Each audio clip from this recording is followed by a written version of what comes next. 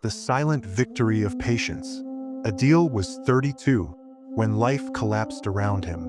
A small business owner in Lahore, he'd poured everything into his textile shop. Then came the flood. Within days, it was gone. His wife, she left, took their son. Too much pressure, too many debts. Friends disappeared. Every door he knocked on slammed shut. Every hope slipped through his fingers like sand.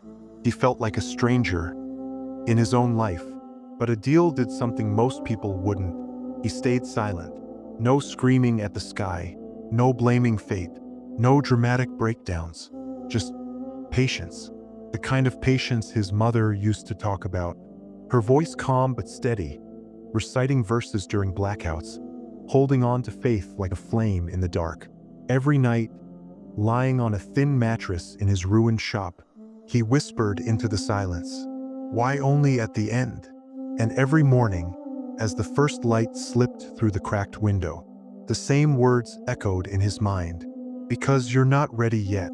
No one understood him. Neighbors stared as he swept the flooded floor. Weak, they called him. "A coward," said an old friend walking past without even looking at him. "Why doesn't he fight back? Why does he just take it?" But Adeel knew something they didn't. Strength doesn't always scream. Sometimes it endures, quietly. One evening, a street vendor named Bilal sat beside him, holding a chipped cup of tea. "You're too quiet, man," he said, handing over the cup.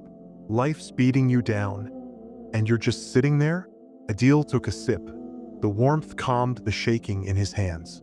"If I yell, will the water leave the shop? Will my wife walk through that door?" Bilal shrugged. "Maybe not, but at least you'd feel something." "I feel enough," Adeel said softly. "I feel God is watching." That night, the same words returned, like a heartbeat in his chest. Truly, God is with the patient. His chest tightened, his eyes filled with tears, but his heart didn't waver. This wasn't silence. It was a weapon. It was a shield, forged in patience. He learned something powerful. Patience isn't weakness. It's a choice, a strategy, a strength. Science might call it delayed gratification, enduring pain today for peace tomorrow. Faith called it trust in divine timing. For Adeel, it was both.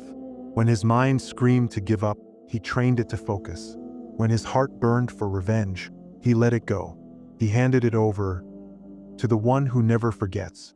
Days passed, then weeks, then months. The shop stayed empty, but Adeel didn't. He began small, repairing torn clothes with a borrowed sewing machine. A few coins here, a thank you there. Every rejection became a lesson. Every no turned into a new skill. Patch, fix, plan. He didn't fear failure anymore. He used it. One day, Bilal returned with a group of vendors. "Fix the tarps on our carts," they said.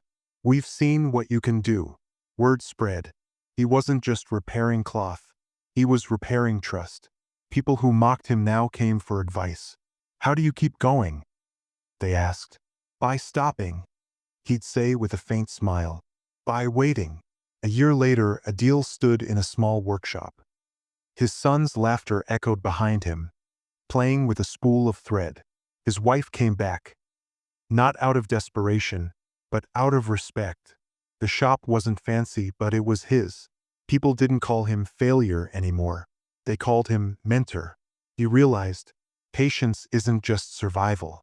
It's belief in divine timing. It's trust in your own strength.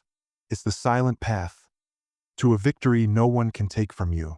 "Had I screamed that day," he told Bilal over tea, "my silence wouldn't mean anything now.